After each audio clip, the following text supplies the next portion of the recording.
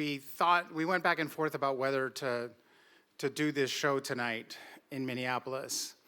And we decided to do it, and I wanted to share the story with you about a first for me, which was because I've been thinking a lot about Minnesota in the last few weeks. And it's the first time I crossed the Mississippi River to come to Minnesota. I was driving a U-Haul, and it was just me and my pet beta fish, Diego, in this U-Haul. And when we're crossing the Mississippi, I was like, oh my God, I can't believe it's the Mississippi. See, I grew up in Puerto Rico, and all I knew about the Mississippi, or this whole area of the country, was by what I heard from Laura Ingalls Wilder. You know, my third grade teacher used to read a new chapter of Little House on the Prairie after recess every day.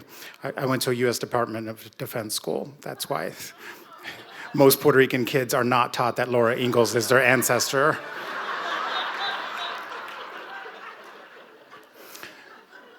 I drove in, and as I drove into Northfield, I had a pre-doctoral fellowship to teach at Carleton College.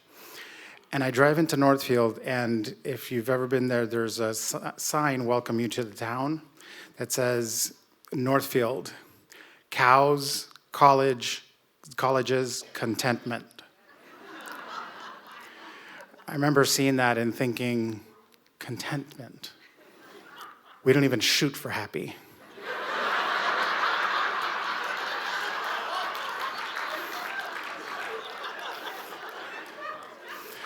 See, when people find out that I grew up in Puerto Rico, in the Caribbean and the tropics, the first thing out of people's mouth is usually like, how do you deal with the cold?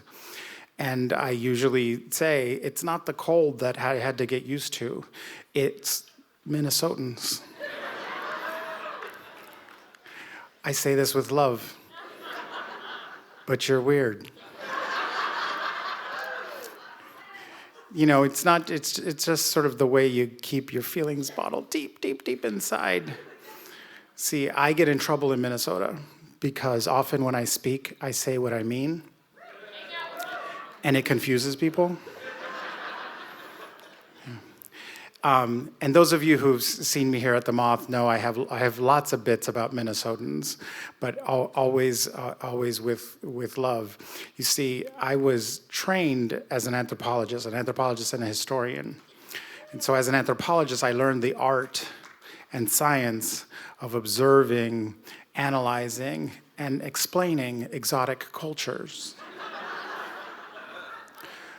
So I came very prepared to Minnesota, the land where people are very nice, but they do not invite you to their homes or their second homes, which you call cabins.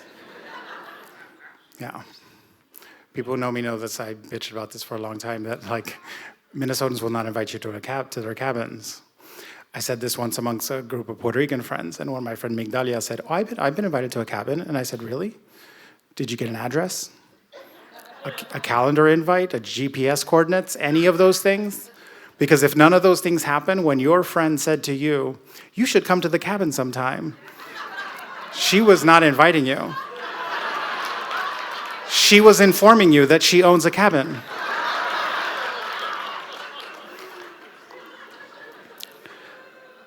Now, when I crossed the Mississippi that first time, I had no idea that I was actually going to make a home of Minnesota. I had a 1-year teaching fellowship at Carleton, which became 2 years, and then a third year.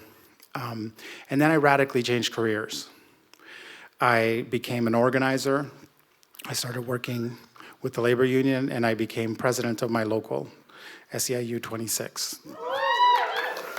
It's the union of janitors, security officers, and other service workers.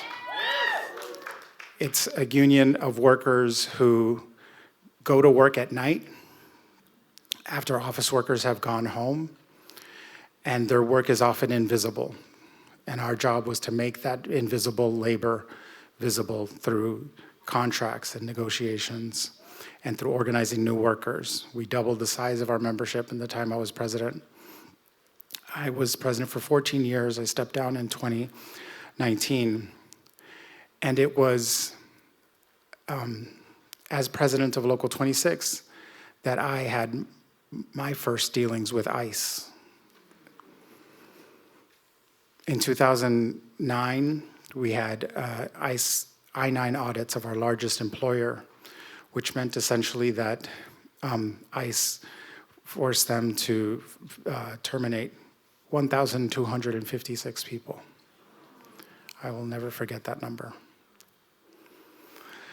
And I knew then, from my experience then, that ICE was an unaccountable agency. This was, under any administration, this is true.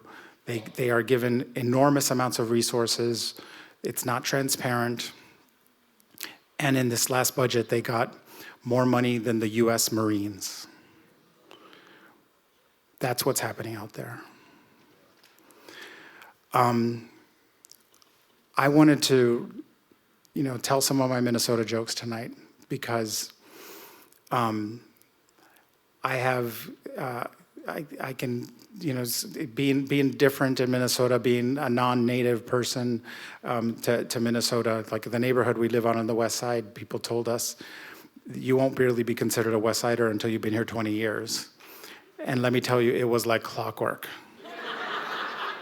Like clockwork. Neighbor Debbie showed up, it was year 21, like all of us showed up and like bringing gifts. Like it was like, welcome to the neighborhood. Thank you. I've been your neighbor for 20 years.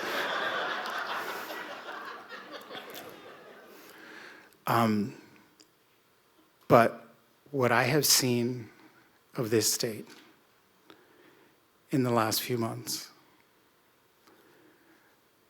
how people have taken care of each other, how folks in Minneapolis, let me just ask, how many of you have on you a whistle or are on a signal chat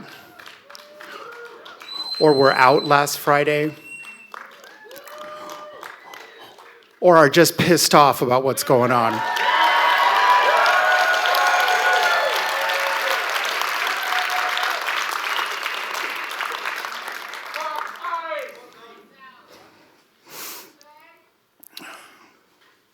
Because Minnesota, here's the thing, like you guys are showing out. You are showing the world. And I can't help but think what it would have been like in other moments in history. In 1930 Germany, if people had stood up for their neighbors instead of turned them in. So Minnesota, I love you. I love us. Thank you.